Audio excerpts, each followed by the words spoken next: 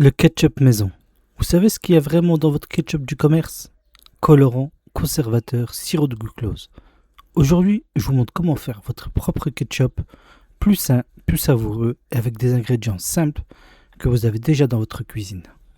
Voici ce qu'il vous faut pour réaliser ce ketchup maison. 400 g de tomates concassées, 70 g de concentré de tomate, une échalote, une gousse d'ail, 50 ml de vinaigre de cidre, 40 g de sucre roux et une pincée de sel. Et pour les épices, poivre, paprika fumé et une pointe de piment de Cayenne pour ceux qui aiment le piment. Dans une casserole, on mélange tous les ingrédients ensemble, les tomates concassées, le concentré de tomate, l'échalote hachée, l'ail écrasé, le vinaigre de cidre, le sucre roux et toutes les épices.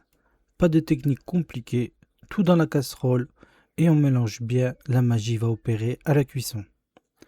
On porte le tout à ébullition, puis on baisse le feu pour laisser mijoter tout doucement à découvert pendant 20 à 25 minutes.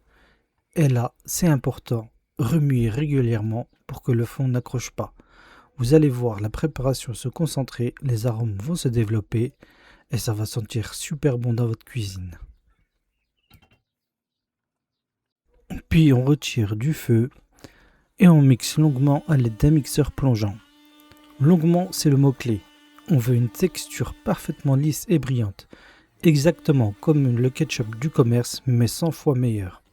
Regardez cette couleur rouge intense, c'est magnifique. Et maintenant l'étape cruciale, celle qui fait toute la différence.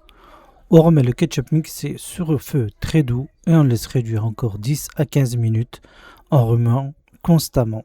Cette deuxième réduction va concentrer encore plus les saveurs et donner cette consistance parfaite.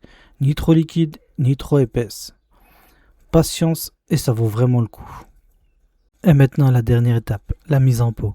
On verse délicatement notre ketchup encore chaud dans un bocal en verre, hermétique, propre et stérilisé. On ferme bien et on laisse refroidir complètement à température ambiante avant de mettre au réfrigérateur.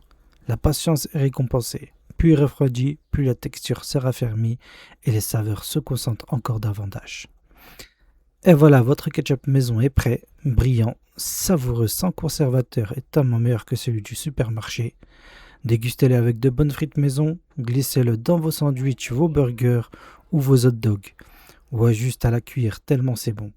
Il se conserve 2 à 3 semaines au réfrigérateur. Si cette recette vous a plu, pouce bleu, abonnez-vous et rendez-vous pour la prochaine recette.